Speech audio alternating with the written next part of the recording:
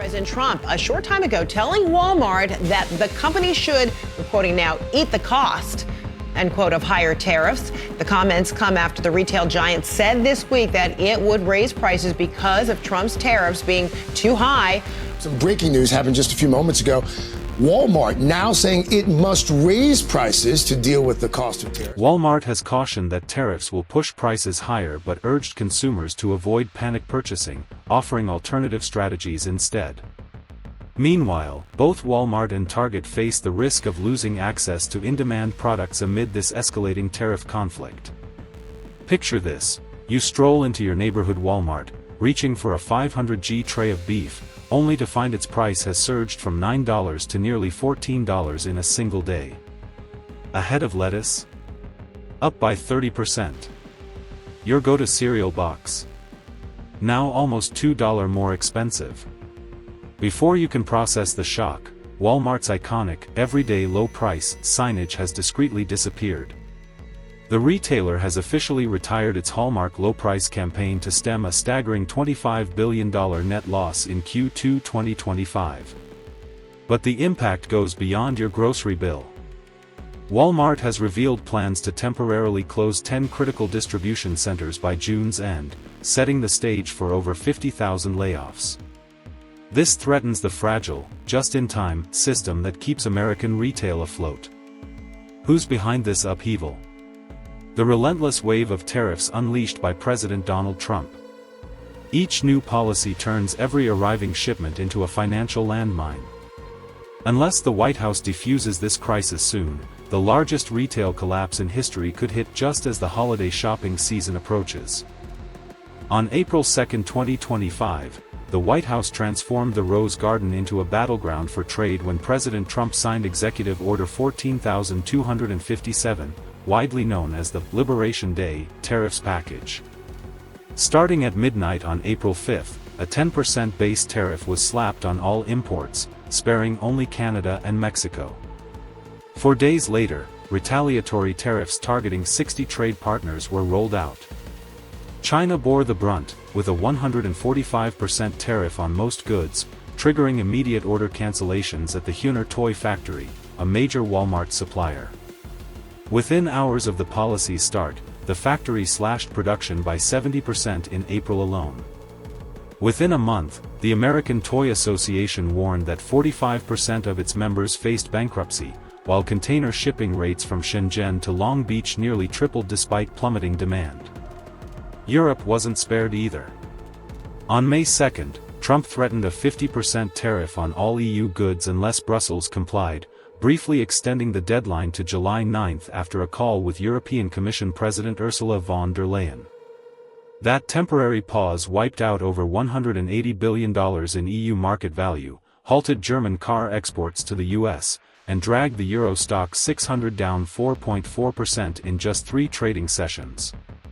In South Korea, a 25% tariff on imported cars, effective April 3, jeopardized 49% of Hyundai and Kia's U.S. exports. Seoul's central bank now projects a 4% drop in auto exports to the U.S. in Q3, endangering thousands of jobs in Gwangju and Ulsan. The tariffs weren't just steep, they were unpredictable. On May 28, the U.S. Court of International Trade ruled that the president overstepped his authority under the EPA, temporarily halting most new duties. This ruling plunged businesses and investors into further uncertainty. What happens if the injunction is overturned after weeks of appeals? Caught in this chaos, supply chain leaders like Walmart are reeling. The retailer, which once managed 11,000 containers daily via its just-in-time model, now grapples with stock shortages, soaring costs, and a projected $25 billion Q2 loss. This is the crisis we'll dissect next. The supply chain breakdown isn't just a corporate headache, it's hitting American households hard. Since the 145% China tariff kicked in, Asia to US shipping rates have leaped from $3,500 to $6,500 per 40-foot container in May's first 3 weeks, an 85% spike, with carriers warning of $8,500 rates looming. Freightos reports a 20% increase in blank sailings, stranded containers, and shipment delays stretching half a month. The just-in-time system's core has been gutted. Walmart, the nation's top container importer, has admitted to hours of empty store shelves as trucks idle at ports awaiting clearance. Costs aren't confined to shipping. On land, a warehouse leasing boom driven by companies stockpiling goods before the next tariff wave has quadrupled bonded warehouse rents, with standard storage fees up 60% in a single quarter. Flex, a warehousing platform, reports a six-fold surge in bonded space inquiries, leading to waitlists. With 10 distribution centers on hold to curb losses, Walmart is hemorrhaging millions daily on rent, utilities, and labor to manage idle containers, costs the just-in-time system once minimized. The ripple effect is hitting grocery budgets. Economists estimate the tariffs will siphon an extra $1,000 annually from each U.S. household. Walmart CFO, John David Rainey, has warned that price increases will begin by May's end and intensify in June. Picture choice beef jumping from $12 to $14 per pound. A Guangdong patio set? Add $60. A $350 child car seat from Suzhou? Now burdened with a $100 tariff.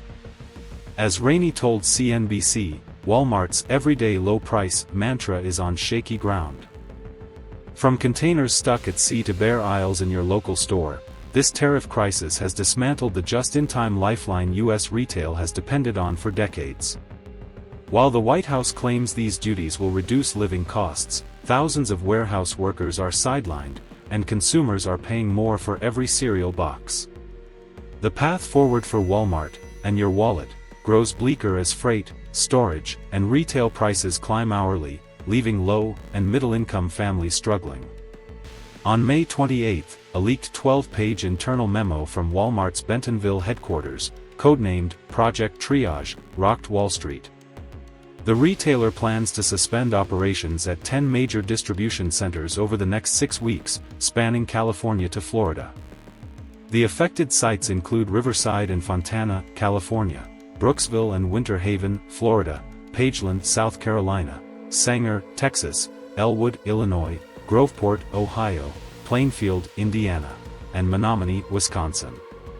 Each is a distribution warehouse or fulfillment center over 800,000 square feet, operating 24/7 within Walmart's 151 million square foot network.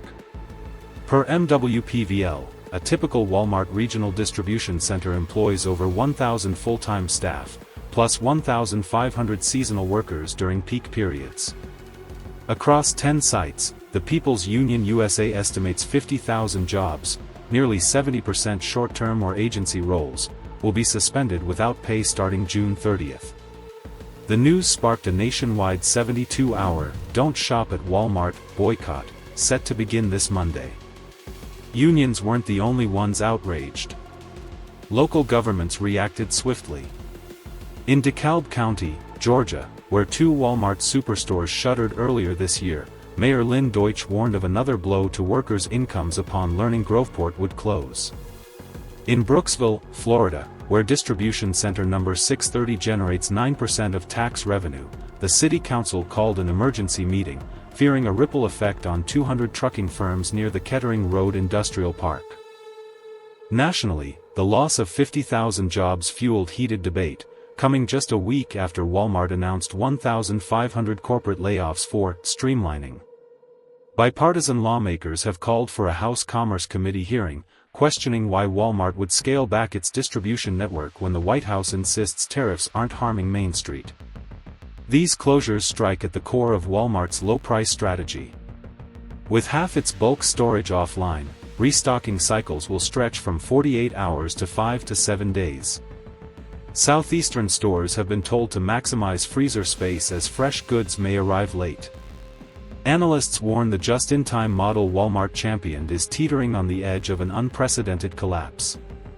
On TikTok, the hashtag empty aisles surged to 12 million views in 24 hours, with users posting videos of bare shelves and tagging Trump, asking, "Can you end this tariff war before bread and milk become luxuries?"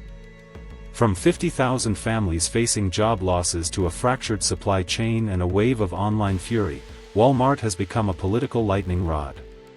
The lingering question: are these tariffs truly restoring American jobs, or are they pushing thousands of warehouse workers toward unpaid leave? In Brooksville, Florida, Everbright Sewing, a former supplier of 20,000 monthly uniforms to Walmart, now displays a "closed due to order cancellation" sign. The owner stated, "One call from Walmart's procurement team was all it took to send us into bankruptcy." This isn't unique.